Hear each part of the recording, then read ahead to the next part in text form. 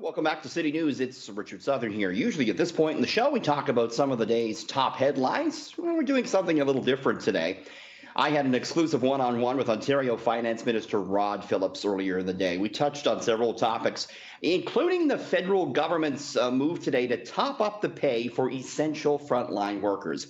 I asked Minister Phillips who in Ontario will be receiving a wage top-up. Working with the federal government, we announced, I think it was about a week and a half ago, the people who we are planning to provide that wage top-up for, and very much in collaboration with what the Prime Minister talked about today. So we were focusing on the frontline workers, particularly in the health sector, in the long-term care and retirement sector. So some of the sectors that have been hardest hit and hardest at work. So a janitor or a grocery store worker, they won't be receiving any top-up then? Yeah, not at this stage, although people working, doing cleaning and other things inside some of our long-term care facilities would be included. So again, focusing on the areas of biggest need right now. Is this the biggest economic disaster to ever befall Ontario? I would say in my lifetime, this is the most difficult economy that I've seen. And that is a result of an underlying health issue that is global. And so it is not just about what's happening in Ontario. People compare this to SARS, and there are some comparisons.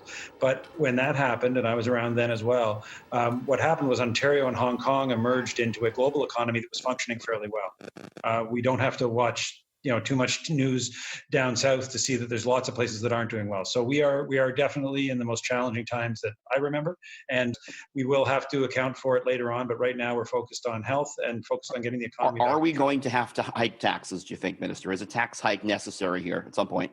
We're going to need to get through this first challenge and see what needs to be done and see what the economy is looking like before we make any decisions about how to address that. My hair's getting a bit shaggy. When can I get a haircut, Minister? I was going to say something, Richard, but again, these are all great questions. And listen, I wish that I could say to your listeners, this is what the plan is for the date for when we can do these things. We will do that as the health advice allows us. And remember, we're seeing the cases flatten out. We're maintaining the capacity in the hospitals. We're getting better at testing. We're getting better at tracking. These are the things that the government's doing now to make sure that we can do it as soon as possible. In the meantime, there are some great internet haircutting options. No, thanks. Stats Canada is set to release April jobs numbers tomorrow morning, and no surprise, the minister says he expects them to be very bad. He says he's going to release an economic statement in August, and that'll provide a revised look into the province's finances. You can see my full interview with the finance minister at 680news.com and citynews.ca.